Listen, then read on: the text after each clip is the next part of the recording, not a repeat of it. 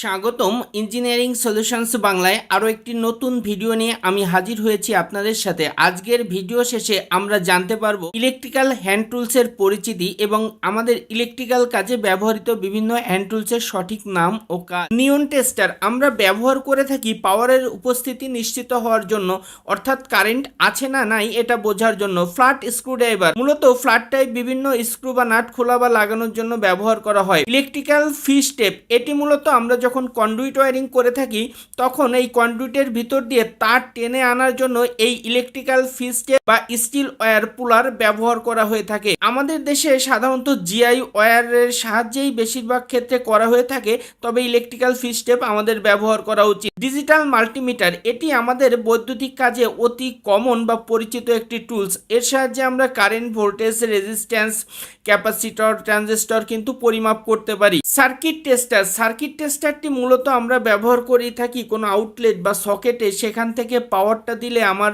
লোডটি চলবে কিনা এটি নিশ্চিত হওয়ার জন্য, অর্থাৎ এটিও এক প্রকার ভোল্টেজ টেস্টার। লাইনের অ্যাক্টিভ ভোল্টেজ আছে কিনা সেটি নিশ্চিত হওয়ার জন্য ব্যবহার করা হয়ে থাকে। কন্টিনিউটি টেস্টার এটাও মূলত এক প্রকার ভোল্টেজ টেস্টার, বাট এর সাহায্যে কিন্তু আমরা কন্টিনিউটি টেস্টটিও করতে পারি, অর্থাৎ আমাদের লাইন এবং নিউট্রাল দিয়ে কত ভোল্টেজ প্রবাহিত হচ্ছে সেটি আমরা নিশ্চিত হতে পারি। একই রকমভাবে আমার পাওয়ার আছে কি নাই সেটাও কিন্তু এই কন্টিনিউটি টেস্টারের মাধ্যমে আমরা বুঝতে পারি। ক্ল্যাম্প মিটার এক প্রকার মাল্টিমিটার। এর সাহায্যে আমরা তার না কেটে তারের ক্ল্যাম্পের সাহায্যে ধরে তারের ভিতর দিয়ে কি পরিমাণ কারেন্ট প্রবাহিত হচ্ছে এটা কিন্তু আমরা ক্ল্যাম্প মিটারের সাহায্যে অতি সহজেই বুঝতে পারি।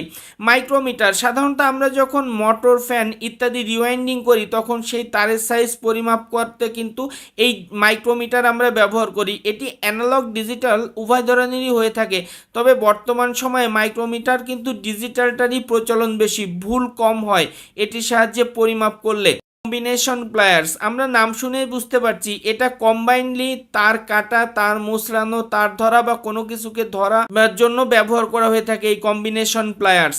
কাটিং প্লাস এটি মূলত ডায়াগোনাল কাটিং প্লায়ার্স। এই ডায়াগোনাল কাটিং প্লায়ার্সের সাহায্যে আমরা খুব সহজেই তারকে কাটতে পারি।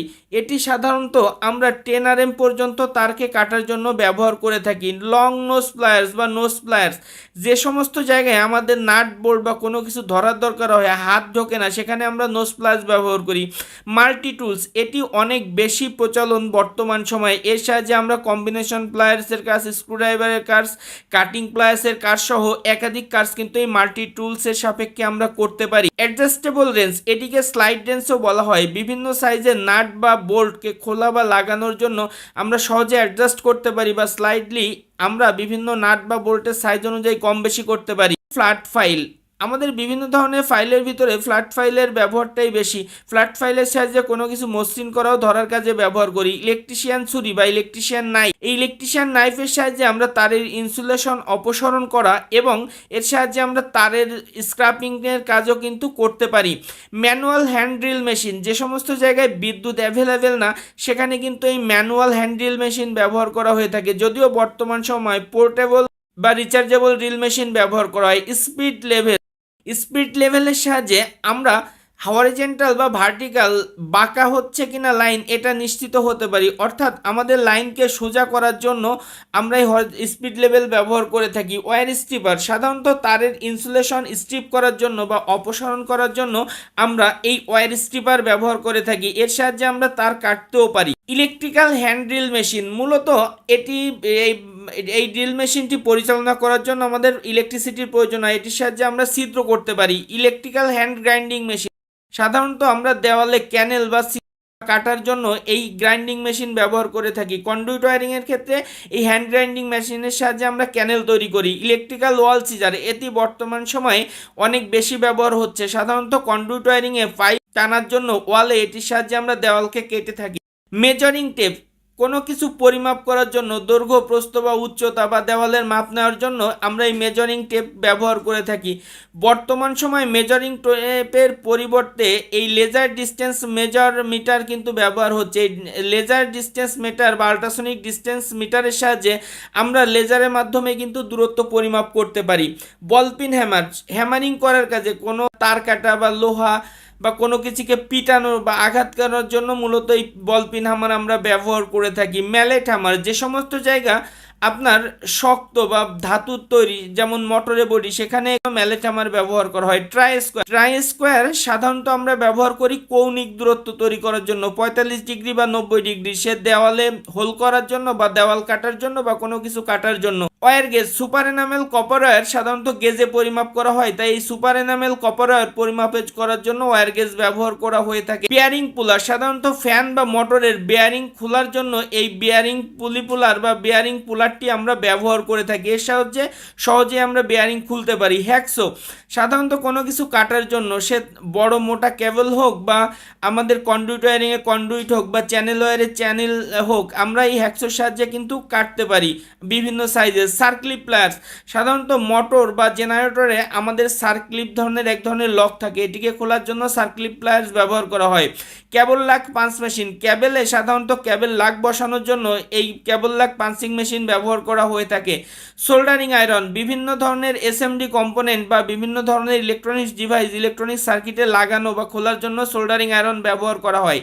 সোল্ডারিং সাকার, সাধারণত প্রিন্টেড সার্কিট বোর্ড বা পিসিবি থেকে লিড অপসারণ করার জন্য এই সোল্ডারিং সাকারটি আমরা ব্যবহার করে থাকি। হোলসা কাটার, হোলসা কাটারের সাহায্যে বিভিন্ন প্যানেল বোর্ডে আমরা ছিদ্র করার জন্য ব্যবহার করি, বিভিন্ন প্যানেল পুশ সুইচ বা ইন্ডিকেটর লাগানোর জন্য এই হোলসা কাটারের সাহায্যে ছিদ্র করা হয়।